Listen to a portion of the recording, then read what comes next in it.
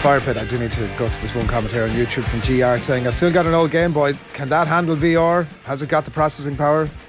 I don't think so. What's the oldest computer game you remember, Adrian? I had a ZX Spectrum 12AK. What? Jeez, that's it. Yeah, exactly. I remember the Atari and Commodore 64. Yeah, it would have been around the same. It might have been a couple of years just before that. Commodore 64, young man. Commodore 64. You had a little sort of tape recorder type device that you had to like load up. It was take about 5 minutes to load up. Like, well, it seemed like a lot longer than that in those days. And then you'd just wait and do whatever you would do for like 20 minutes and then play your Commodore 64. Simpler times. Oftentimes you come back and it would have jammed at some point along the middle of it and you'd be like, reload, start again. Horace goes fishing and Horace goes skiing and Horace does all sorts of interesting things with the main games that we had. The Great ZX times. Spectrum, yeah. Outrun. It's one of the big games. Outrun, yeah. I've played Outrun. Look up ZX Spectrum. YouTube playing ZX Spectrum. YouTube plays in the afternoon at some point. Okay. So it's well worth it. I remember Winfield National School where everyone was like, we're getting a Sega Mega Drive for Christmas this year. Wow. And that when I came home and I saw, I think it was Italian 90 was the game, it was absolutely terrible, but I'd never seen anything like it. When I saw that on my TV at home for the first time, I've never been happier. I think I peaked. Sonic was the big thing. Sonic, for the Mega Drive, yeah. Mega Drive, wasn't it? That was the big game changer. A lot of people will be listening in saying, what the hell are they talking about? And others will be... Well, no, I kind of feel the same way. I'm sitting over here and I'm like, Sonic I'm so lost in this chat. But Sonic is like now suddenly like got great currency for kids. It's like there's new Sonic movies coming out next month something. There was one? My young fella has Sonic pajamas, so I'm very familiar with the resurgence of Sonic. Okay. The one thing I would be worried about is if they did have the chance, you young kids, if they did have the chance when I was your age or younger to play against people literally around the world on your computer, I mean, I would never have been off it. Like, that would have been just the coolest thing ever. So thankfully I kind of abandoned computer games as I got older. Because I'd just never be off. The series producer, we call him that, make him Lofty Tots, is telling us the slot needs to begin. I mean, the slot is underway. Exactly. Yeah, I'm happy. But you're going to drive this thing around, Cameron, so... Yeah, I'm going to... Yeah, really clunky segue is coming this way. So, yeah, it is the fire pit, so we thought we'd take something from the week that was and discuss it in full here. So I think it's already put on the table today about the Ireland fans being kind of outsung by the French fans last weekend, and just it made me think of a good discussion on just Irish fan culture generally. I think Jerry was on Wednesday Night Rugby, Jerry Thornley, and himself and Joe and Andy Dunn really went into like there is an anthropological study on why there's no chanting at there's no singing culture in GAA, for instance, at GAA games. The songs are crap. They're terrible. Mayo. We used to have the field of Athenry now at Galway games. Really? Oh, absolutely. Okay. Yeah, absolutely. Like Athenry is in Galway and it's a Galway song. Yeah, absolutely. Yeah, because I was thinking about it because I met a few French fans over the last weekend, and they were in. You were using your conversational French, obviously, to a bit French actually. No, yeah, I was able to speak words in a French accent. Well, I'm sold. And they go, oh, you speak French in French, and I go, I certainly do. You have an accent. Hello, I am Cameron. Ah oui, c'est ça. But so I was talking to them, and even in defeat, they are brilliant crack. And I know Jerry Thornley mentions this. I was at a few top 14 games last year and was at the Champions Cup final in Marseille with the La Rochelle fans, and I was blown away by just how passionate they are and how they're so willing to incorporate you into their big sea of yellow. Which you were obviously delighted to do. Yes, given who they were playing. Given who they were playing, exactly. But I was just... It was so much more engaging than when I've gone to games at the RDS or the Aviva, or even sometimes, dare I say, at the sports ground. I find the communal aspect of going to those games leaves a little bit to be desired, and maybe that's just my weird definition of what a fan is. Maybe I literally think you're not a fan unless you sing. So you mentioned the sports ground. Like, how many people have any history of going to rugby games in Galway, for example? Like, it wasn't a thing. Like, so the sports ground came along, and like a lot of rugby games are basically a piss up. Like they are. The RDS is Leinster always win by about 50. But you say it wasn't a thing, but sure, you'd say the same about your own specialist topic at a certain point. Like Galway Rovers have been in the league for the guts of 50 years. Yeah, but like how many people were going to? Maybe a couple of thousand or 1,000 or whatever. Exactly. But like Connacht Rugby wasn't a thing. So it doesn't have a history of like people, like who are the Connacht Ultras? Like, well, there was no rugby here was a thing, like professional rugby up to 25 years ago. Yeah. Sorry, the teams existed, they weren't what they are now. Like I'd love to know what AIL fans make of it all, that they... I don't know. What do you think? Well, I think that's the great anomaly in all this. Let's pass it over, because we're talking a lot here. Well, if you go to AIL games, they're brilliant. Everyone gets behind their team. I went to Terenure Clontarf a few weeks ago, which is a real top of the table clash in Terenure, and it was brilliant. Real electricity. There's about 3,000 people around Lakelands, which is just, and like there's no stand in Lakelands. It's just the area around the pitch. And the atmosphere was cracking, and there was a real old school grassroots type vibe to it, where you're giving the hooker crap when he's trying to throw in, and said, "Oh, don't make it crooked this time, mate. Come on, you're boring me," and that's brilliant. Have you been to an AIL game?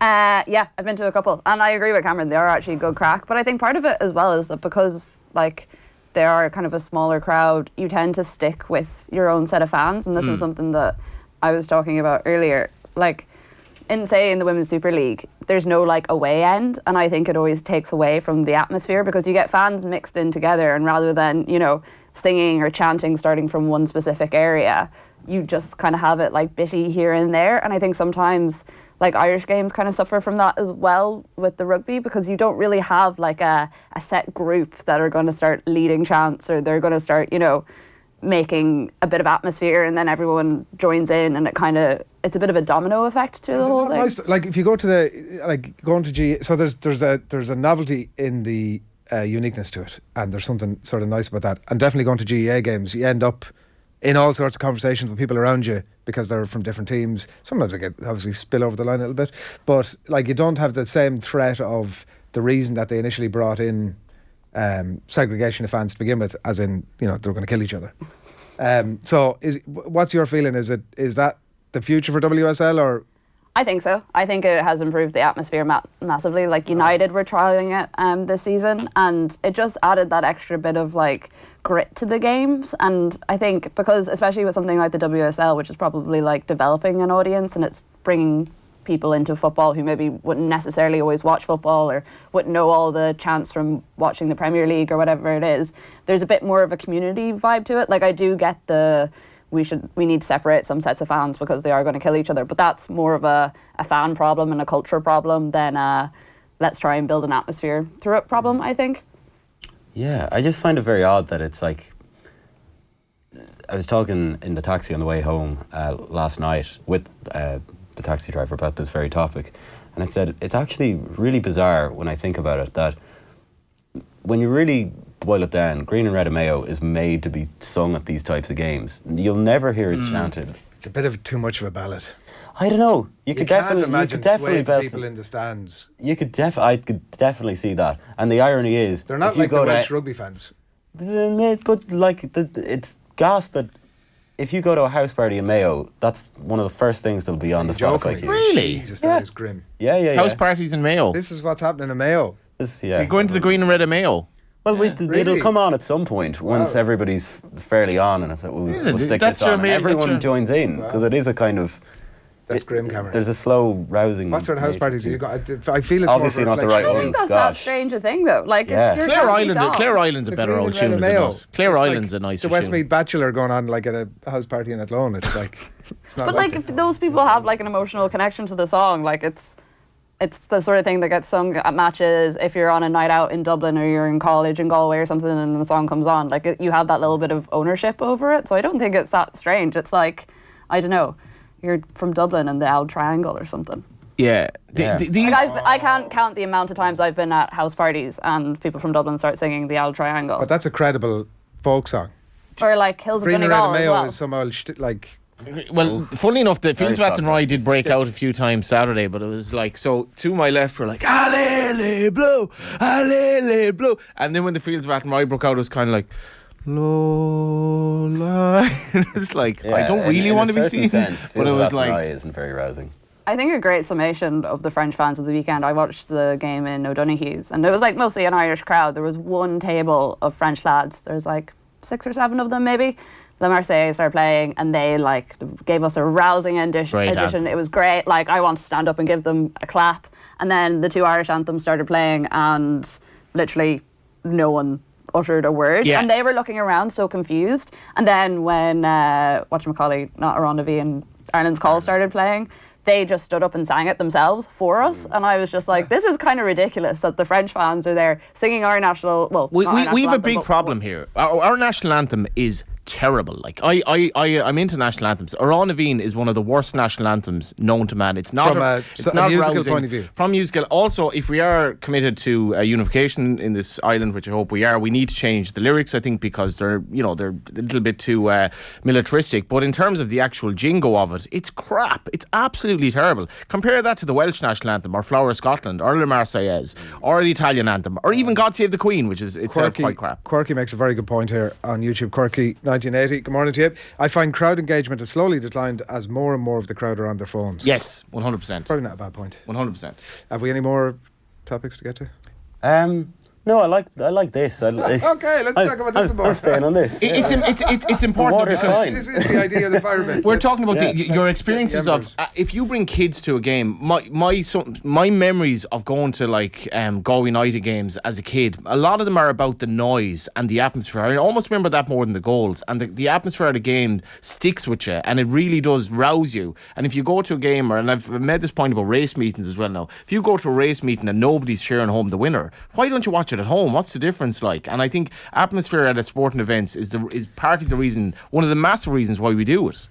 I do think you have to Question find for the room: what's the best sporting atmosphere then that you've ever been in? Like a match that you were like, wow, this is what sport is about. I'd say Stade de France last year. And that's one of the things I just can't square is that Irish fans away are brilliant.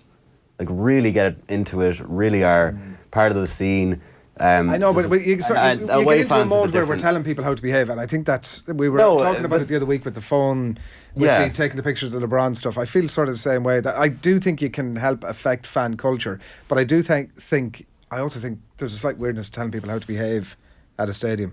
Joe Canning's All-Ireland goal against Kilkenny, I don't think I've ever heard noise like it anywhere. Okay. Just everything about the goal, and I thought Joe's Lear Gale was incredible TV, but that goal was shown again. And I think an All-Ireland hurling final, or 80,000 people in Croke Park for hurling, is probably very hard to beat, even including Galatasaray. Katie's 2012 fight in London for me, I think, is... I haven't done any great qualitative thought process on this, Kathleen. But Well, it I'm broke the throwing that out record, there didn't it, as- for loudest ever for everybody crash. leaving with tinnitus. Yeah, Yeah. it was. Yeah, it's just exceptional for all. Like, it was just the tenseness of it. I think you do need that. Like, you can't, run it. Run it. It wasn't quite a run of the mill Six Nations game, but like, it's, you get one of them every 2 years in Dublin, and they happen. But a fight like that, where just the anticipation, the expectation, the desire from every Irish person in the what was it called, the something box arena or whatever it was, Oh, yeah. it's been renamed since, just the desire from everybody there, the investment in the outcome was just, I've never seen anything quite like it. Here's one that'd be interesting, right? So the Bob Dylan gig in... Let's get Kathleen's answer first. Well, see, this is why I asked it, because I actually don't think I've ever been in an atmosphere where I've been like, this is insane. I think maybe I was at the Euros final last summer. I covered it, and I had like a moment where the teams were lining out, the crowd swelled, and like it was Wembley, packed out stadium, and I felt like emotional for a second, because I was like, I actually never thought I was going to get to a game, and like I'd covered the whole Euros at that stage, and I was watching women play sport, and that for me was just like a real shiver moment. Like, I got goosebumps, but that wasn't necessarily because of the crowd or the atmosphere. That was just because of the momentous occasion. So you haven't heard that really amazing noise where you're like, oh No, my God. I haven't had the proper, like, kick in the stomach. This is an insane crowd. I'd love to go to a game in Germany. I think that's like go to a game in Greece or go to like Turkey. Sorry before I interrupted, the Bob Dylan gig that I was at last year, no phones. Tommy Tiernan has gone no phones. Oh yeah, it's like they brought that in at sporting events. No phones. You put your phone into a bag into or something, pouch and you just. But he's a cranky bollocks. Bob anyway. Dylan. Yeah, like he came out. Was it that gig or a different gig? He came out and he went. It must have been a different gig because there was phones at it, and he turned the lights off on the stage and put them on the crowd and said, "Right, you're not here to what was it? You're not here to video me. I'm here to play music." I'm like, I'm a huge Bob Dylan fan. I just think it's bullshit. If you're going to put on a concert, don't tell people how to behave at the concert. Let them come and enjoy the experience in the way that they've paid to come and enjoy it. Well, it's funny not up to you to decide. That texture about phones, like, you know, it's funny now. Tourism and going on holiday is basically about going to another part of the world to see people on their phone. That's sadly the reality of it. Everywhere you go now, everyone's on their phone. Yeah, but I definitely have an issue with telling people how. I felt the same about the LeBron thing the other week. People want to get the phones out and take the picture. Good luck to you. Like, yeah, I saw your clip from that. Yeah, I'm with Shane Hannon. But you don't tell other people how they should behave at the game. Absolutely, you do. Like you're entitled to disagree with what they do, and it might not be for you. You defended the girl blocking the guy behind her. I didn't quite defend it. I was trying to be the bloody line out. I was trying to be. It's the photo, probably for anybody who's ever been at a rugby match, photographing the line out when it's close to you. It's. I feel if I'm at a rugby game and I've been to plenty, and a line out was happening close to me, I'm like, I just can't resist the temptation to get in the phone. You're a disgrace. You're a disgrace for a man of your age. You're an absolute go through disgrace. my photo reel there, you'll find every second photograph is a line out. We have a great comment in here from a regular listener, Mr. Shane Hannon, on the YouTube, being like, more unpatriotic nonsense. Put some respect on our Navian. Shane from Monaghan, en route to Antrim. Big fan of the show. Thumbs up. Well, at least he hasn't mentioned Malachy O'Rourke, so that's. But you just did, so you've just done the job for him now. He's going to be absolutely delighted. He's definitely smiling away to himself in the car right now. He wins. So you've never been to an atmosphere that you felt. And is that just because you're engaged with the game? I find if you like, there are games where I've been like totally enthralled, and I can't tell you anything about what the atmosphere was like. Yeah, no, I don't think it's that. I just think maybe I probably haven't gone to enough games as well. Like, I'm probably new enough to the game going. Like, when I was growing up, it wasn't a big thing. Like, my dad and I would always watch sport together, but we wouldn't necessarily like travel to go see the Premier League or any of that sort of thing. So I probably just haven't been to enough big games to really feel like this is a momentous thing. And my other thing as well is that, like, the teams I support, a lot of my friends don't watch sport or aren't interested in sport. So when I do go to things, I'm kind of going by myself, or else I'm going with people who aren't all that interested and are kind of just there for the crack, which is like, fair enough. Do your thing. I don't care about that. But you're probably just not getting that whole proper, you know, match day experience, the build up. And a lot of the time, I probably find I get better atmospheres if I'm watching it with like a crowd of fans in a pub or like in a house or something. Yep. I probably have better experiences then. Like, my mum used to do this thing during the Six Nations. One of their like very good friends at home is from England. So whenever the Six Nations would come around and Ireland were playing England, they'd all come round to our house, and we had this like big chair, and she'd decorate it with loads of like England flags and like hang little ribbons off it and stuff, and force Will to sit in it for the entire thing.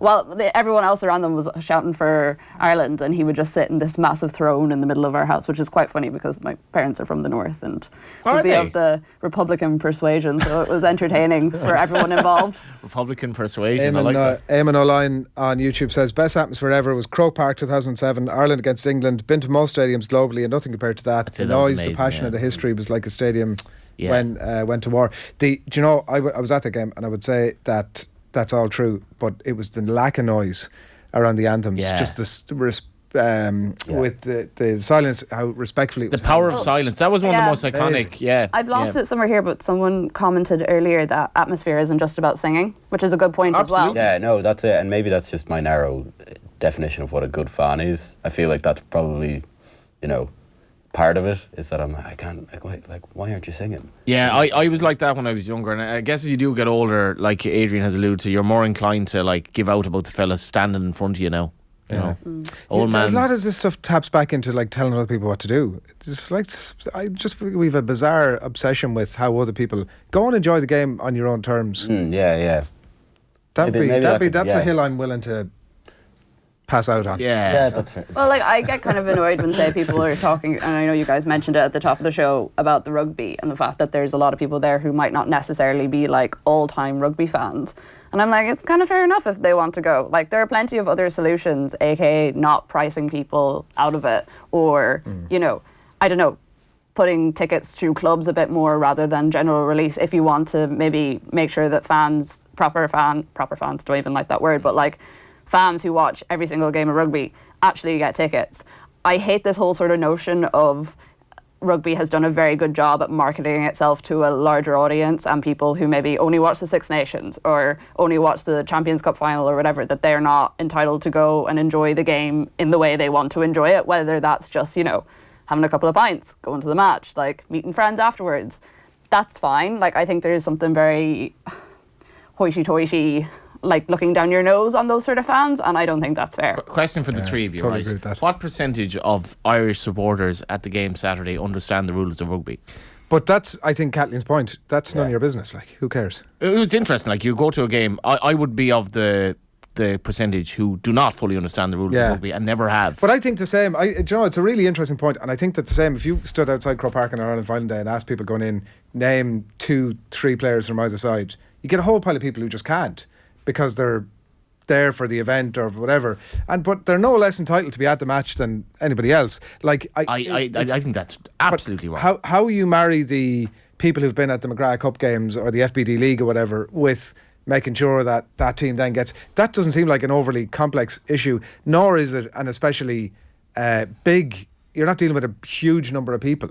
Like, you go to a bloody National League match, never mind about FBD League or McGrath Cup, and you won't get a whole pile of people at it. It would be very easy to be able to, in a GA context, say you were at 3 games in the league, or you were at 2 McGrath Cup games, whatever it might be, so you're going to get first dibs on these pile of tickets over. You wouldn't be dealing with a huge number of people, which would address that thing. I actually don't think it would overly address the broader issue about atmospheres at games and stuff, because those people are, like, you know, there's also something really fans. nice about bringing someone along to a sport who might not be all that interested in it, and like showing it to them and explaining the rules if they don't understand it. Like, as I said before, a lot of my friends don't watch sport, but like they come along to games with me, and it's nice explaining to them like, oh, that everyone's cheering for them because they're like the best player, or this is what's happening here.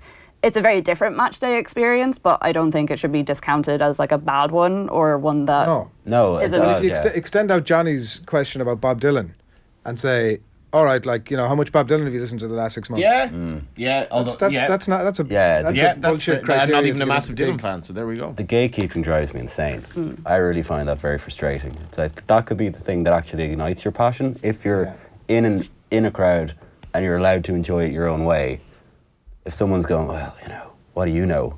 And asking for your tactical insight, and do you really understand what happened there? That really annoys me.